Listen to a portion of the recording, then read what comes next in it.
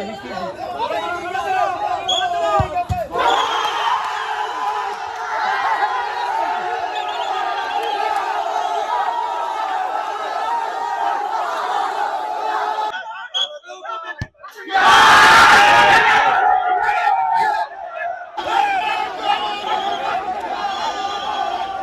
পাশে অসংখ্য দর্শকের উত্তেজনার মধ্যে দারুণ খেলা হচ্ছে।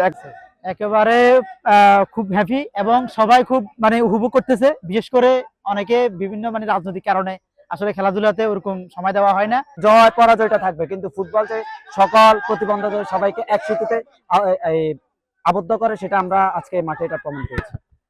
জাতীয়তাবাদী ছাত্রদল কোলগেট ম্যাক্স ফ্রেশে আছে আইসি কুলিং ক্রিস্টালস, যা দেয় ম্যাক্সিমাম ফ্রেশনেস সহ কোলগেট ম্যাক্স ফ্রেশ।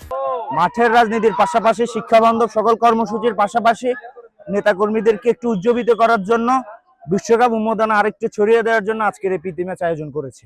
ওনারা আসলে অনেক অনেক ধন্যবাদ পাওয়ার যোগ্যতা দাবি রাখে।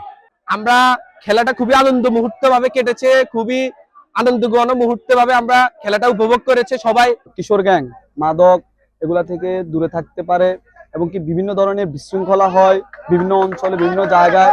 সেজন্য আমরা চাই যে সবাই খেলাধুলার মাঝে থাকুক এবং খেলাধুলার মাঝে থেকে আমাদের এই যে কিশোর গ্যাং মাদক এগুলা থেকে যেন সবাই দূরে থাকতে পারে। আমরা যেন এই নোয়াখালীতে কিশোর গ্যাং মুক্ত, মাদক মুক্ত, অনলাইন ক্যাসিনো মুক্ত যুব সমাজকে রাখতে পারি, এটা আমরা মেসেজ দিতে পারছি। আমরা যাদের সবাই বিকেল বেলা হলে মাঠে আসবে, মাঠে খেলাধুলা করবে, মাঠে থাকবে, মাঠে থাকলে শরীর ভালো থাকবে, মন ভালো থাকবে, মনোনিবেশ ভালো থাকবে।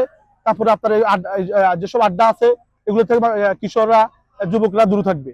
এটা একটা মেসেজ দিচ্ছি আমরা জেলা ছাত্র কাজের মাধ্যমে। দিন শেষে আমরা সবাই বাংলাদেশি, আমরা সবাই যদি দোয়া করতে পারি, আমাদের একটাই দল থাকে, সেটা হচ্ছে বাংলাদেশ।